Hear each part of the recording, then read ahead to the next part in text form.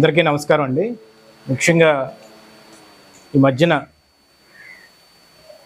నర్సీపట్నంలో కొన్ని పరిణామాలు చూస్తుంటే అందరినీ కన్ఫ్యూజ్ చేసే మోడ్లోకి తీసుకెళ్తున్నారు. ఎందుకు నేను అంటున్నానంటే, ఆ లాస్ట్ 5 years ఏదైతే జగన్ రెజీమ్ ఉందో, ఆ గవర్నమెంట్ ఉందో, ఆ టైంలోని ఎన్నో తప్పిదాలు చేశారు. నర్సీపట్నాన్ని ఒక గాంజాయి హబ్ కింద తయారు చేసి వైసీపీ నాయకులే కొంతమంది కార్యకర్తలు గాంజాయి విషయంలో కూడా ఇన్వాల్వ్ అయ్యి వరంగల్లో లారీలు దొరికిపోవడం కానీ, లేకపోతే ఎన్నో విషయాల్లోని వాళ్ళు డైరెక్ట్గా దొరికిపోయారు. నర్సీపట్నం అభివృద్ధి విషయం చూస్తే అన్నీ కూడా కళ్ళబొల్లు కబుర్లు చెప్పడం, మేఘాల్లో మేడలు కట్టడం, ఇవన్నీ చేశారు తప్ప అబద్ధాలు చెప్పి నర్సీపట్నం ఇంటర్నేషనల్ మీడియాలో కూడా ఒక డాక్టర్ మాస్క్ ఇవ్వక చనిపోయిన వైనాన్ని కూడా ఇంటర్నేషనల్ మీడియా వరకు వెళ్ళిపోయింది. ఎవరన్నా ఆ సమయంలో నర్సీపట్నం గురించి మాట్లాడుతున్నప్పుడు అక్కడ డాక్టర్ సుధాకర్ గారు చనిపోయారట కదా, లేకపోతే అక్కడ గాంజా అమ్ముతారట కదా, ఇలా ఈ విషయమైన బ్రాండ్ని, ఒక వర్స్ట్ బ్రాండ్ని తయారు చేసి 5 సంవత్సరాలు నాశనం చేశారు. ఎందుకు? దానికి కారణం ఏంటంటే ఒక సరి అయిన నాయకత్వం లేక. ఎందుకు ఆ నాయకత్వం లేదని నేను అంటానంటే, ఒక సీఎం దగ్గరికి వెళ్ళి సత్తా ఉండి, దమ్ముండి, బల్లగుద్ది నాకు ఇది కావాలి అని అడిగే సత్తా ఒకటి ఉండాలి.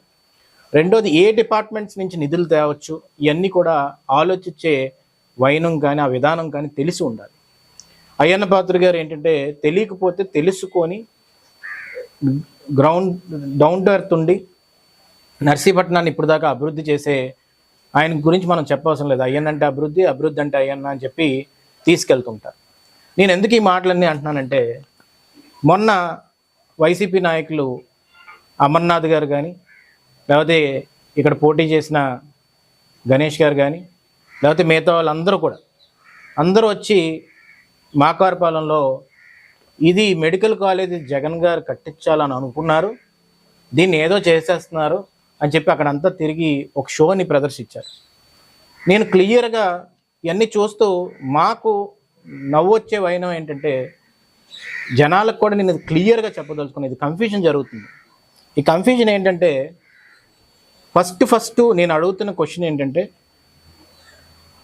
2021లో జగన్మోహన్ రెడ్డి గారు ఒక ప్రెస్ మీట్ పెట్టి, ఆ ప్రెస్ మీట్లో అనకాపల్లి టౌన్కి మెడికల్ కాలేజ్ వచ్చిందని చెప్పి అక్కడ ప్రకటించడం జరిగింది. అనకాపల్లి టౌన్కి అని చెప్పారు. అంటే అనకాపల్లి అని వీళ్ళు అంటారు కానీ అనకాపల్లి టౌన్కి జరిగింది. దానికి క్లియర్ ప్రూఫ్ ఉంది. ఆ ప్రూఫ్ ఏంటంటే, ఆ రోజు జగన్మోహన్ రెడ్డి గారు ప్రెస్ మీట్ పెట్టిన వెంటనే ఇనాగ్రేషను అమర్ గారు, తర్వాత అవంతి శ్రీనివాస్ గారు, తర్వాత అనంతరం మొత్తం సిటీ శ్రీనివాసరావు, జ్యోతి వెలి శ్రీనివాసరావు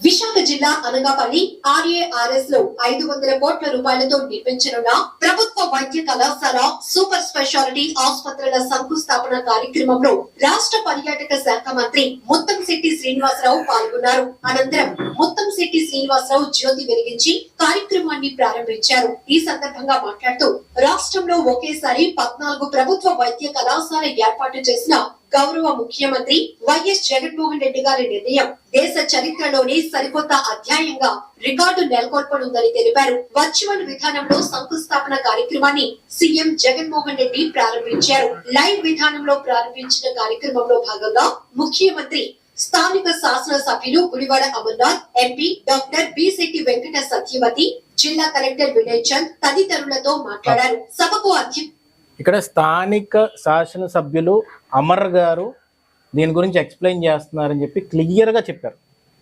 ఆ న్యూస్ మన లోకల్ న్యూస్ ఎవరిదో.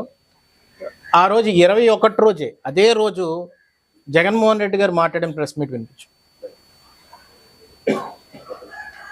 ఈరోజు మచిలీపట్నంలోను, అమలాపురంలోను, పాలకొల్లులోను, బాపట్లలోను, మార్కాపురంలోను, పెనుగొండలోను, నంద్యాలలోను, ఆదోనిలోను మొత్తంగా ఈ 16 మెడికల్ కాలేజీలు ఈ రోజు చాలా గర్వంగా, చాలా సంతోషంగా ఈ రోజు శంకుస్థాపన చేసే కార్యక్రమానికి శ్రీకారం చుడతా ఉన్నాం.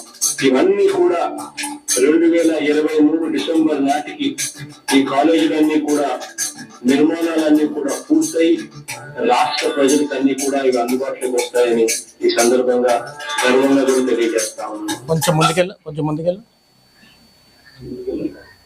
ఈ ప్రెస్ మీట్లో మీరు చూస్తే పైన డేట్ ఉంది క్లియర్గా 31. కొంచెం ముందుకెళ్ళు.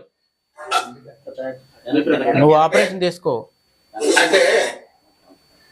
వెనక్కెళ్ళా ఇప్పుడు వెనక్కెళ్ళు. దాంట్లో మీరు అబ్జర్వ్ చేస్తే 31 మే 21 ఉంది.